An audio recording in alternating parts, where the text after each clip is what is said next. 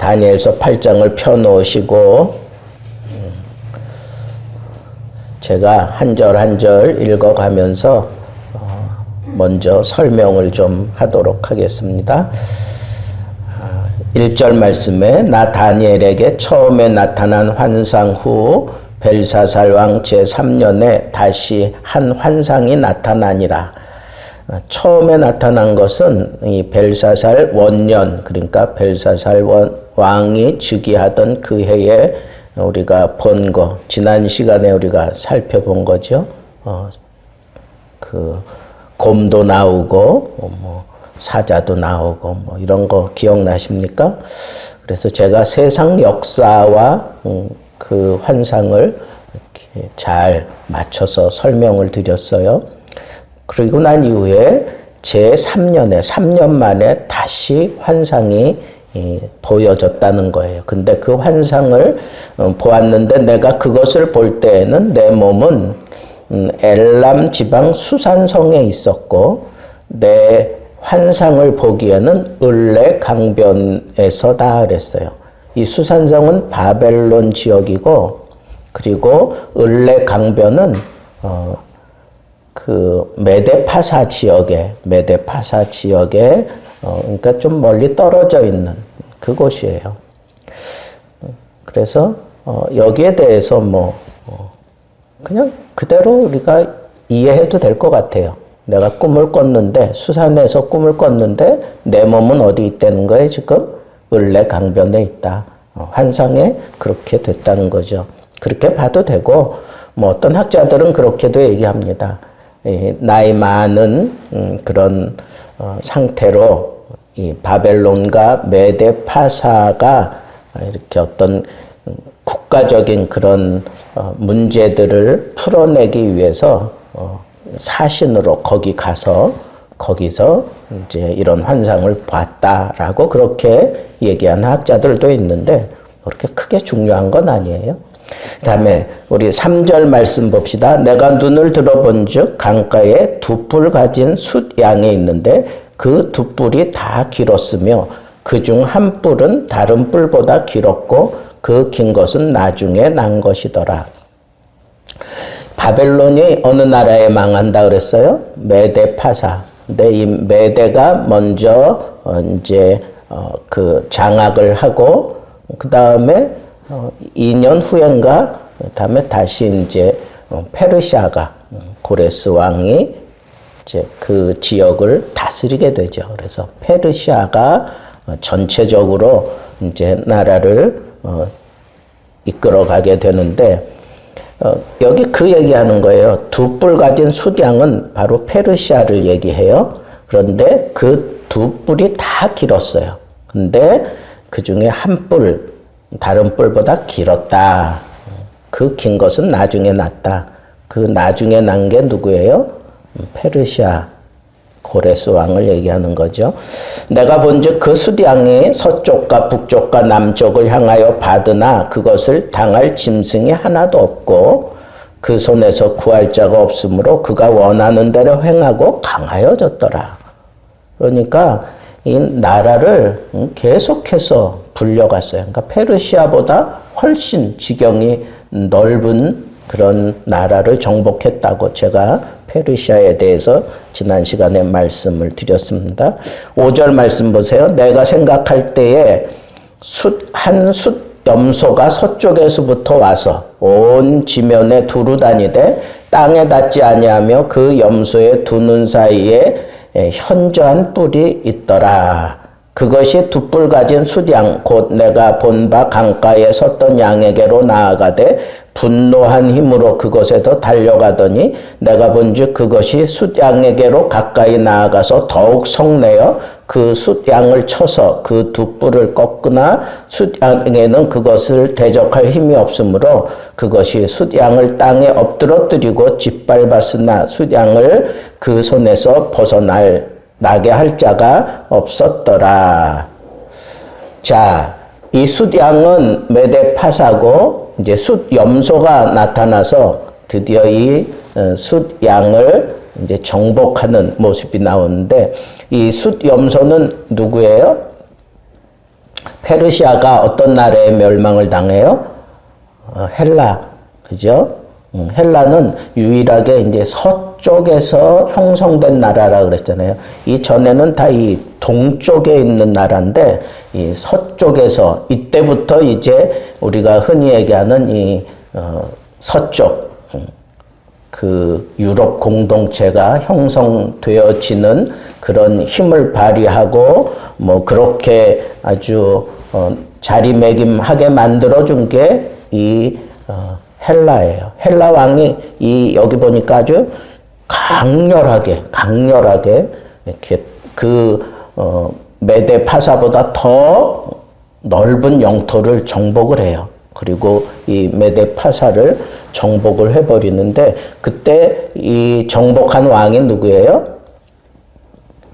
헬라 왕, 유명한 헬라 왕 누구예요? 알렉산더. 알렉산더가 이 지역을 다 집어삼키게 되는 거예요. 감히 누가 대적할 자가 없다 그랬어요. 8절 보세요. 수렴소가 스스로 심히 강대하여 가더니 이 헬라 왕이 알렉산더가 아주 짧은 기간 동안 2, 3년 안에 이 정복 사역을 거의 마쳐요. 아주 짧은 기간 안에 아주 다 정복해 버립니다. 그래 놓고는 가서 뭐라 그래요? 울었다 그랬잖아. 내가 더 이상 정복할 땅이 없다고. 응? 인도 그 지역까지 다 집어삼켜 먹고는 한다는 소리가 나는 더 이상 정복할 땅이 없다고. 그래서 그게 서글퍼서 울었다고 그렇게 얘기할 정도로 아주 강성할 때에 그 뿔이 어떻게 됐어요? 꺾였다. 그 뿔이 꺾였다. 그 뿔이 꺾였다는 건 뭐예요? 죽었다는 거예요. 그 뿔이 꺾였다 하는 건 그 권세가 꺾였다는 거예요. 그래서 이 알렉산더 대제는 아주 젊은 나이에 죽어요. 30대 초반에 죽어버리고 말아요. 그 절제한 생활, 절제하지 못한 생활, 그리고 너무 혹사시킨 거죠, 자기 몸을. 그래서 요절을 해요. 그리고 난 이후에 거기 보면 현저한 뿔 넷이 하늘 사방을 향하여 났더라. 뿔은 항상 권세를 얘기하는데, 그래서 이 알렉산더 대제가 죽을 때 유언을 듣고자 사람들이 모여서 당신이 이렇게 일찍 죽으면 이 뒤를 이어서 누가 이 나라를 맡으면 좋겠습니까? 그랬을 때 뭐라고 대답을 했어요? 알렉산더가 강한 놈이 먹어라 그랬어요. 강한 놈이. 그때 그 밑에 아주 강력한 그런 그 군대 장관 넷이 일어납니다. 군대 장관 넷이. 그래서 20년 동안 전쟁을 해요. 자기들끼리. 그래서 결국은 합의 본 게 뭐예요? 우리가 이 정복한 이 땅을 넷으로 나눠서 우리가 한 지역씩 맡자. 이렇게 나누게 돼요. 그런 얘기들을 하고 있는 거예요. 10절 보세요. 그것이 하늘 군대에 미칠 만큼 커져서 군대와 별들 중에 몇을 땅에 떨어뜨리고 그것을 짓밟고 또 스스로 높아져서 군대의 주제를 대적하며 이제 9절에 보니까 그중 한 뿔에서 또 작은 뿔 하나가 나서 넷으로 나눠지고 난 다음에 그 뿔 가운데 하나에서 작은 뿔이 났다 그랬어요. 남쪽과 동쪽과 또 영화로운 땅을 향하여 심히 커지더니 남쪽과 동쪽과 이 남쪽 동쪽은요 지역적으로 근동 지역의 이 남쪽으로 내려가면 거기에 강성한 나라가 어떤 나라예요? 애굽이에요. 애굽. 그래서 애굽을 정복을 해요. 그 다음에 이 동쪽으로도 이제 아프리카 쪽으로도 이제 이렇게 내려가고 그 다음에 영화로운 땅 어딜까요? 그렇죠? 이스라엘이에요. 이스라엘 땅. 이스라엘 땅을 향하여 심히 커지더니 그것이 하늘 군대에 미칠 만큼 커져서 아주 강력한 것을 표현한 거죠. 그 군대와 별들 중에 며칠 땅에 떨어뜨리고 그것을 짓밟고 또 스스로 높아져서 군대의 주제를 대적하며 그에게 매일 드리는 제사를 없애버렸고 그의 성소를 헐었으며 그의 악으로 말미암아 백성이 매일 드리는 제사가 넘긴 바 되었고 그것이 또 진리를 땅에 던지며 자의로 행하여 형통하였더라. 이 작은 뿔이 역사적으로 어떤 왕이냐 하면 여러분 안디오커스 에피파네스라고 하는 왕이 일어나요. 이 작은 뿔이 에피파네스 4세예요. 이 에피파네스라고 하는 그 이름은 하나님의 현현이다. 신의 현현이다. 그러니까 자기가 신인데 지금 이런 모습으로 나타났다 하는 그런 이름의 뜻이 에피파네스예요. 자기가 그렇게 그냥 그렇게 이름을 그렇게 정하고 그렇게 사는 거예요. 근데 이 사람이 지금 그 이스라엘을 정복하고 난 다음에 자기 이름이 뭐라 그랬어요? 에피파네스. 신의 현현이다. 그러니까 상당히 자기를 높여놓고 있는 거잖아요.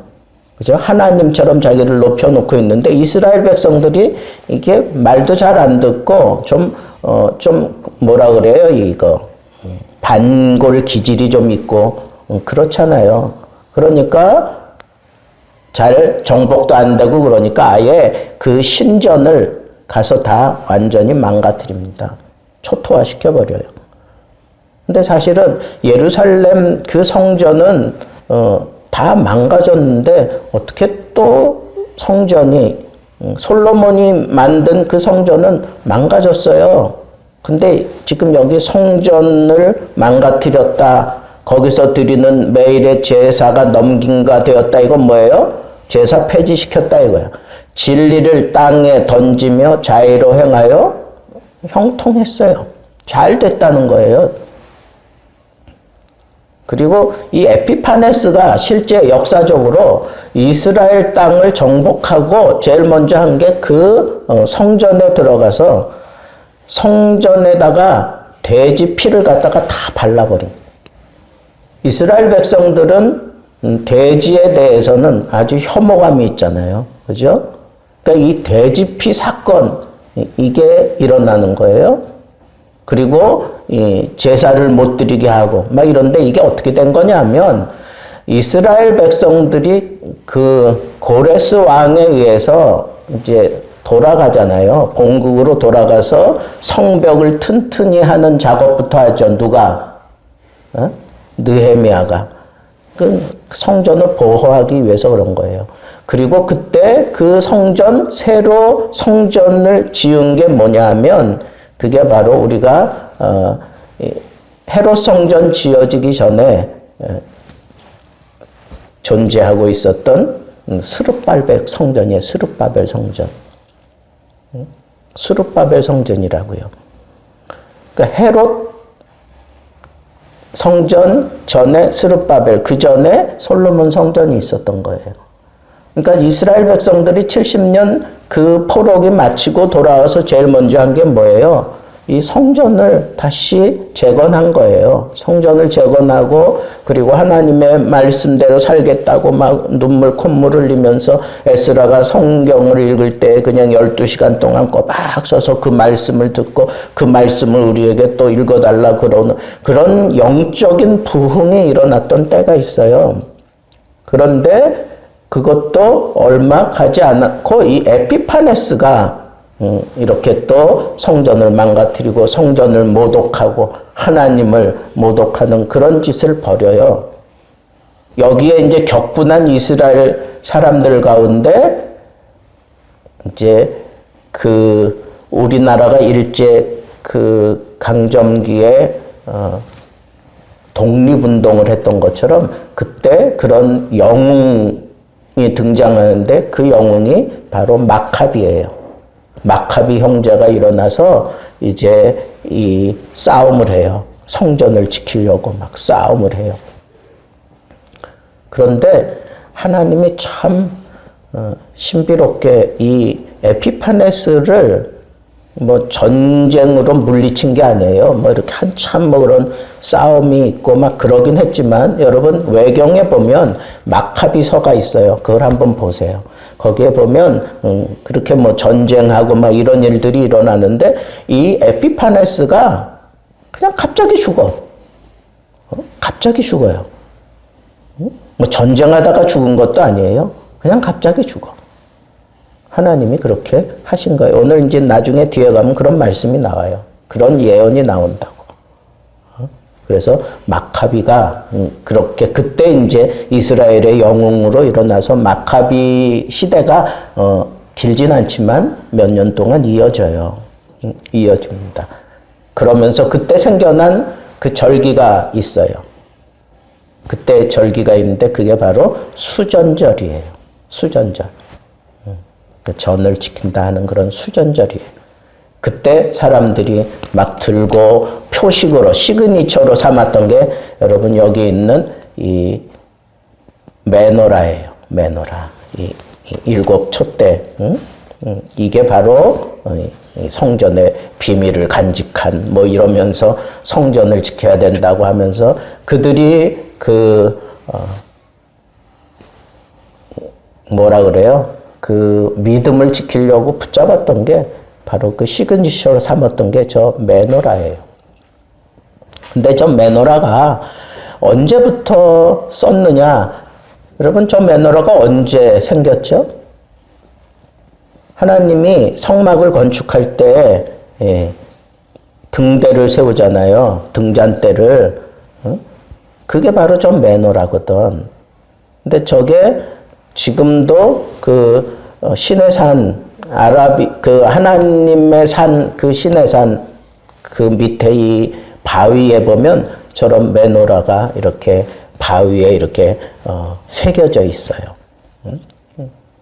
그러니까 이스라엘 백성들의 어떤 그 민족성을 나타내 보여주는 그런 정신적인 그런 지지 역할을 하는 게 저 메노라예요. 그래서 저 메노라를 언젠가 한번 제가 여러분들에게 한번 설교를 한번 하겠습니다. 우리 교회 이름이 저 메노라예요, 영어로. 근데 예수 등대교회 그 등잔대인데 그 등대 그래 놓고 그 등잔대가 바로 예수 그리스도를 상징하는 거예요. 그래서 거기 절기가 있고 그 다음에 뭐 여러 가지 그 의미들을 이스라엘 백성은 거기다가 담아 가지고 지금도 지켜가고 있어요. 근데 예수님도 이 수전절에 대해서 얘기했어요. 근데 예수님 시대에는 이 수전절이 생겨난 때로부터 그리 오래지 않아요. 이 에피파네스가 약 170년, 그러니까 예수님 오시기 170년에 그 나라를 통치하기 시작했으니까 기껏 해봐야 이 수전절이 생겨난 거 생각하면 뭐 기껏 해야 한 150년 전이에요.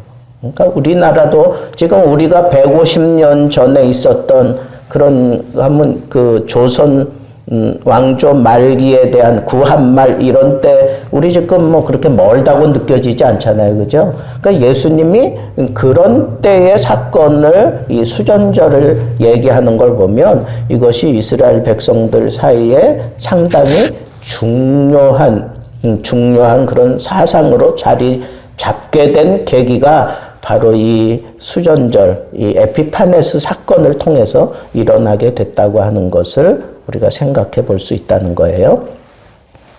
자, 13절 말씀을 보세요.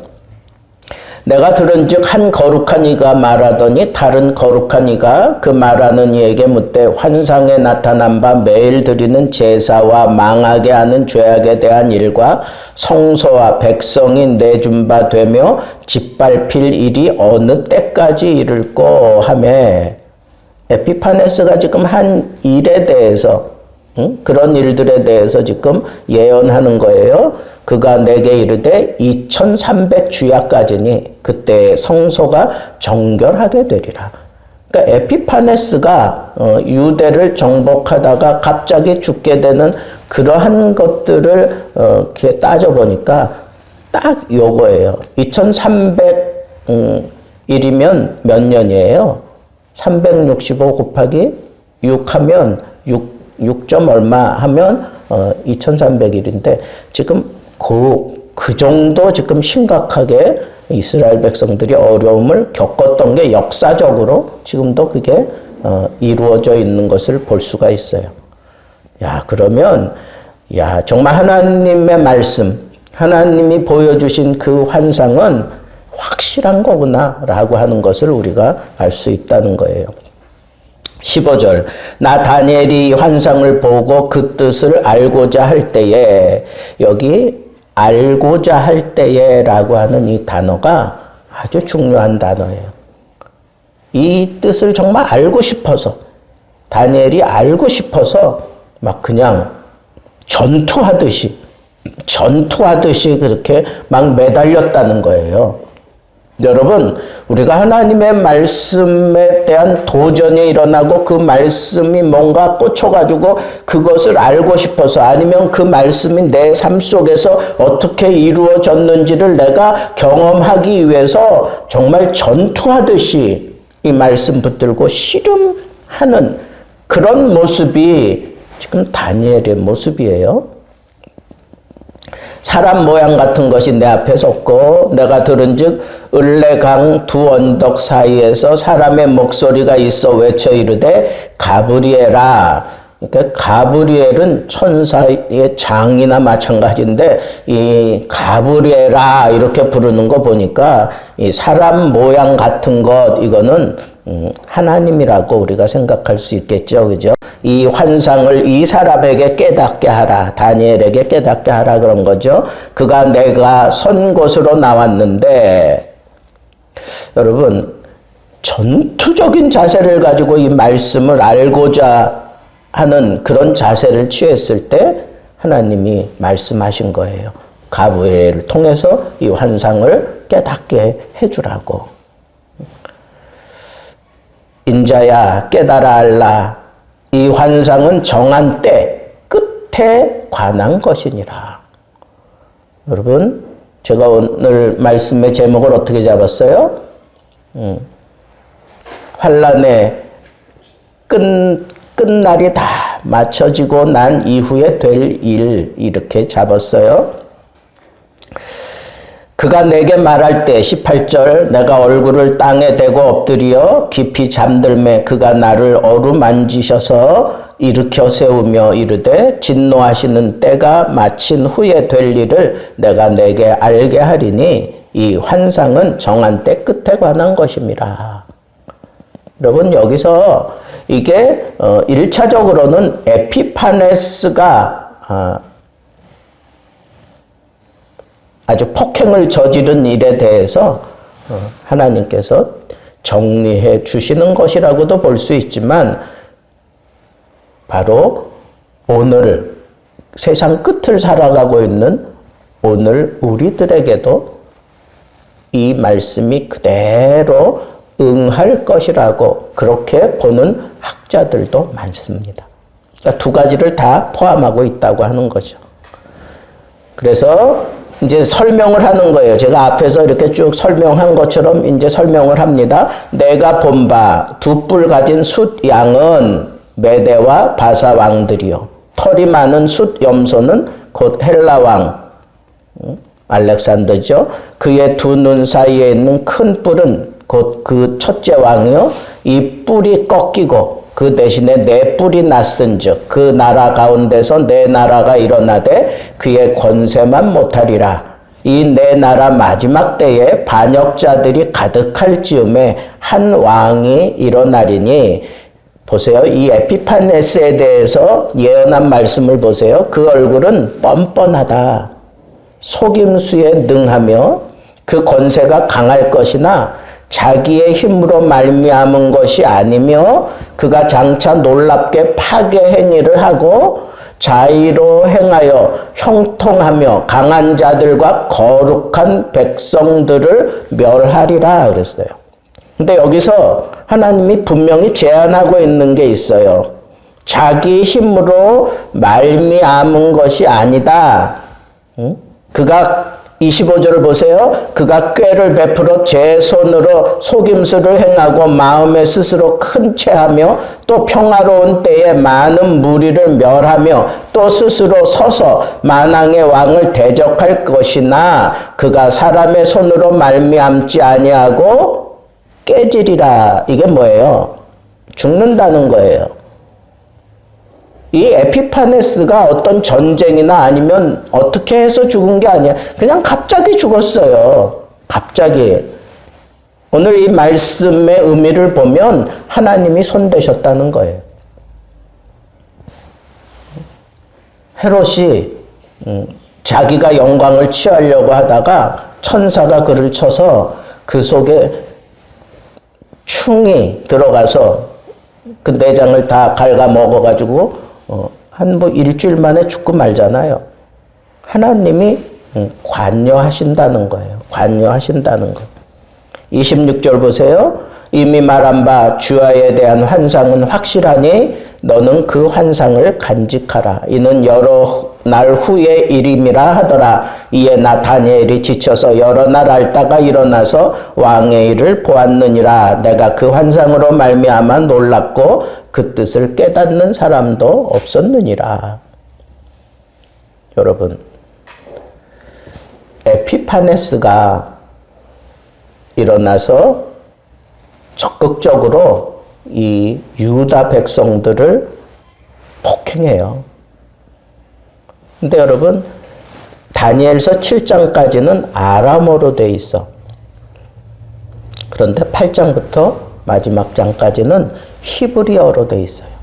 그러니까 8장부터는 직접적으로 이스라엘 백성들, 이스라엘 나라와 관계 있는 환상으로 보고 있는 거예요. 입체적으로 보는데 지금 똑같은 역사가 세상적으로 볼 때는 이 숫염소 사건이나 사자나 곰이나 표돔 이거나 다 똑같은 그런 세상의 역사잖아요. 그리고 2장에 나타나는 머리, 가슴, 종아리, 그 다음에 발가락, 똑같은 세상의 역사에 대한 그 환상이 반복되는 거예요. 반복되는데 어떻게 세세하게 그걸 풀어내느냐 하는 것을 보는 거고, 2장에서는 중요한 게 뭐예요? 그 뜨인 돌이 나타나가지고 그 나라를 완전히 다 부셔버려요. 그리고 하나님의 나라를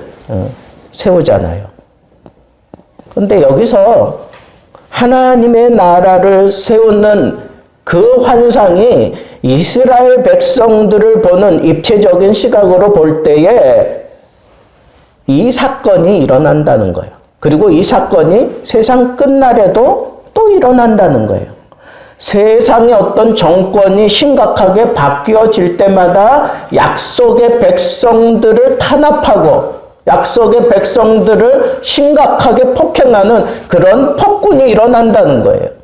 이게 세상 역사의 반복 사이클이에요. 신학적으로 이렇게 반복적인 그런 예시가 나타난다 그래요. 하나님의 이 역사 수레바퀴는 도는 거예요. 빙빙빙빙 도는 거예요. 똑같은 사이클을 가지고 있어요. 마치 사사기에 똑같은 그런 사이클이 계속해서 도는 것처럼 세상의 역사는 그렇게 흘러간다는 거예요.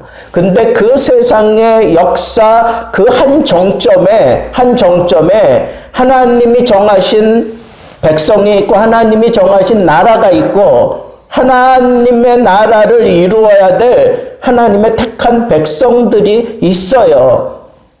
근데 세상은 언제나 자기네들의 힘을 키워서 언약의 백성들을 넘어뜨리려고 해요. 무너뜨리고 멸망시키려고 하는 게 그게 세상의 나라예요. 항상 힘이 생기면 세상의 나라는 이 언약의 백성들을 무너뜨리고 이 언약의 백성들이 하고 있는 이 경배 행위를 무너뜨리고 그래야만 돼. 왜? 자기가 하나님인데. 그렇잖아요. 자기가 하나님인데. 예? 똑같아요. 히틀러도 똑같고 김일성도 똑같고 다 똑같아요. 스탈린도 똑같고 다 자기가 하나님이야. 그러니까 유일신 사상을 가진 언약의 백성들은 심각한 폭행과 그리고 저주 아래 놓일 수밖에 없는 게 이게 세상 나라 흘러가는 그 사이클이에요. 근데 그게 아주 강력하게, 아주 심각하게 일어날 때가 언제예요? 바로 예수님이 이 하나님의 나라를 온전히 완성하기 위해서 재림하시기 바로 직전에 이 심각한 아마겟돈 전쟁이 일어나고 심각한 세상 나라와 하나님의 나라가 대치하고 싸우는 그런 때가 바로 이 계시록의 말씀이에요. 자, 그러면 이게 지금 다니엘은 미래를 바라보고 지금 이렇게 환상을 풀어가고 있지만 우리는 다니엘이 예언한 그 환상 가운데 이미 이루어진 일과 앞으로 또 이루어질 일들 그 사이에 있는 거예요. 이루어졌어요. 그리고 아직 이루어지지 않은 게 있어요. 그런데 우리는 충분히 알아. 왜? 사이클이 똑같아. 사이클이 똑같다고요. 자, 그러면 우리 어떻게 해야 될까요? 이 세상 마지막 때에 마지막 때 그 마지막 때 일이 맞춰지고 난 이후에 될 일을 바라보고 있는 우리들은 어떤 자세로 살아가야 될까 하는 게 오늘 말씀의 마지막 결론이라는 거예요. 우리는 어떻게 살아야 될까요? 여기 보면 다니엘이 이 환상을 대하는 자세가 우리에게 도전을 많이, 이 환상에 대해서 내가 보았다, 내가 들었다, 이런 표현을 해요. 여러분, 이 환상은 누구를 드러내기 위함이에요? 하나님의 역사를 드러내기 위함이에요? 그 하나님의 역사는 이 세상 나라 속에 이루어가는 예수 그리스도의 나라에 대한 그 역사를 말하는 거예요. 그러면 그 예수 그리스도의 나라의 주인공은 누구예요? 예수 그리스도예요. 그러니까 우리가 이 세상에 언약 백성이기 때문에 시련을 당하고 핍박을 당하고 폭행을 당할 수밖에 없어요. 주님이 오실 날 가까운 때, 그럴 때 우리는 어떤 자세로 나 자신을 세울 수 있을까? 봐야 돼요. 그리고 직접 들어야 돼요. 세례 요한이 얘기한 것처럼 내가 친히 보았다, 내가 친히 들었다, 그리고 내가 친히 만진 바 된 복음이라 그랬어. 말씀이라 그랬어요. 여러분, 우리가 예수님 때문에 이런 시련을 겪을 수밖에 없는 언약의 백성이라면 이 심각한 위험과 심각한 환난 속에서 나를 지켜갈 수 있는 확실한 자세는 내가 경험해야만 돼요. 예수 그리스도를 내가 친히 봐야 되고, 친히 만나야 되고, 친히 들어야 되고, 친히 만진 바 되기 전에는 조그만 환난이 와도 무너져 버리고 말 거예요. 조그만 그런 뒤틀림이 있어도 나는 견디지 못할 거예요. 그러나 확실한 그런 체험 신앙을 가지고 있으면 그 어떤 시련 속에서도 우리는 꿋꿋하게 이 믿음 지켜갈 수 있다는 거예요. 두 번째, 여기 보면 아까도 말씀드린 것처럼 그 환상에 대해서 알기 원하여, 깊이 깨닫기 원하여. 어떻게 했어요? 아주 그냥 전투적으로. 이게 하나님의 뜻이야. 이게 하나님이 나를 향한 어떤 말씀이야 라고 생각되어지면 그것 때문에 잠을 못 자야 돼. 그것 때문에 먹지도 못해야 돼. 그거 나에게 말씀해 주실 때까지 그냥 펑펑 울어야 돼요. 사도 요한이 그랬어요. 요한계시록에 보니까 이 두루마기가 있는데 인이 딱 쳐져 있어. 그 인을 떼어 주기 전까지는 그걸 펼 수가 없어요. 사람이 그 인을 뗄 수가 없어. 그러니까 사도 요한은 울었다 그랬어요. 그 내용을 모르니까 펑펑 울었어.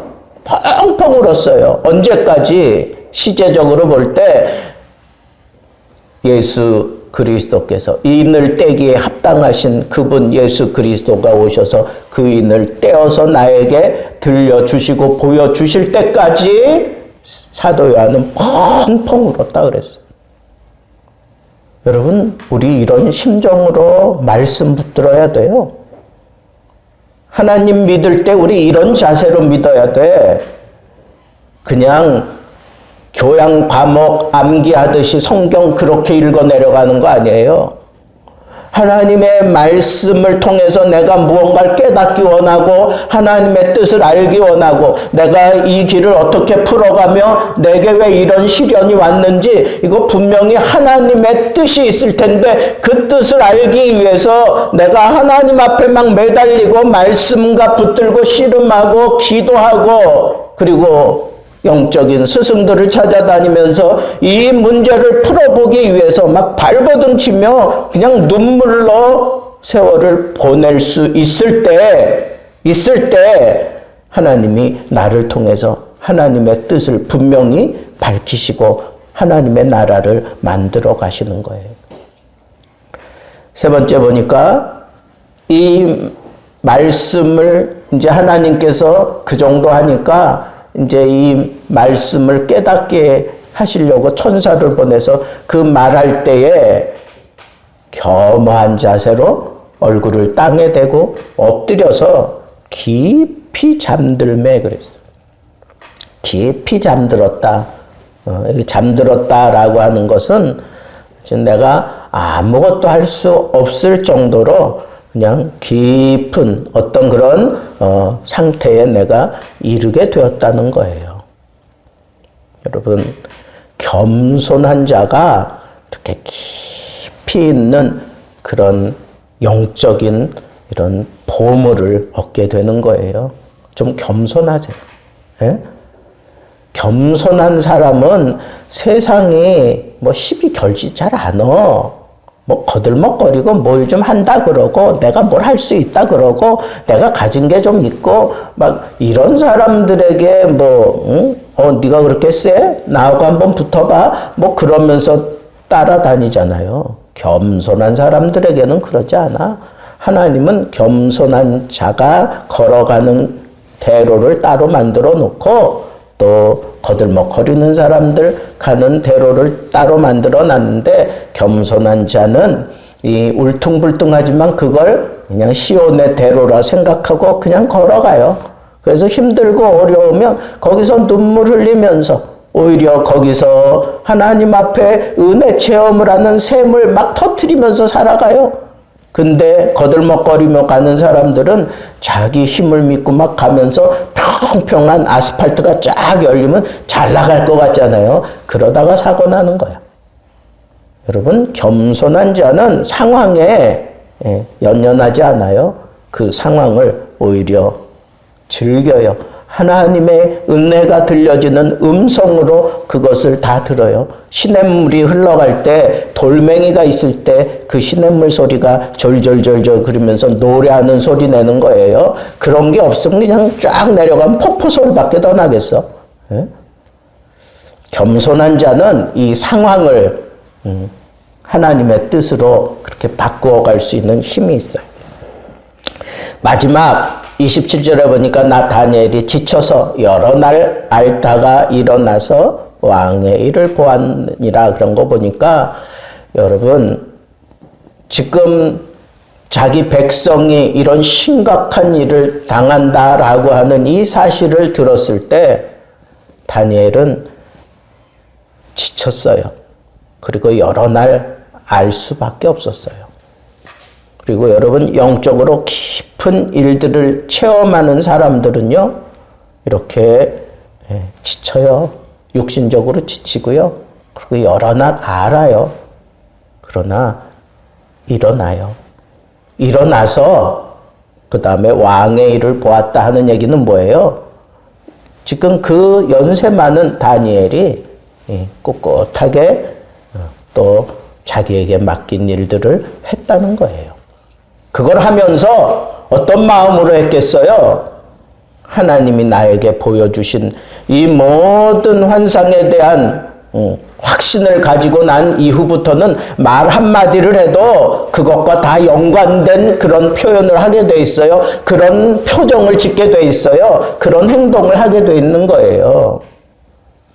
여러분, 저는 여러분들이 이렇게 영적으로 깊어져서 한 번쯤 그렇게 좀 앓고 난 다음에 그리고 일어나서 언제 그랬냐는 듯 다시 사역할 때에는 정말 그 영성이 묻어나오고 겸손이 거기서 보여지고 그리고 하나님의 말씀이 내 입을 통해서 증거되어지는 그런 멋진 영적인 성숙함이 여러분들에게서 일어날 수 있게 되기를 우리 주님의 이름으로 축복합니다. 오늘 말씀이 여러분들이 오늘 이 기도 시간에 이 말씀을 붙들고 씨름하는 동안 이런 영적인 깊이가 생겨날 수 있게 되기를 바랍니다.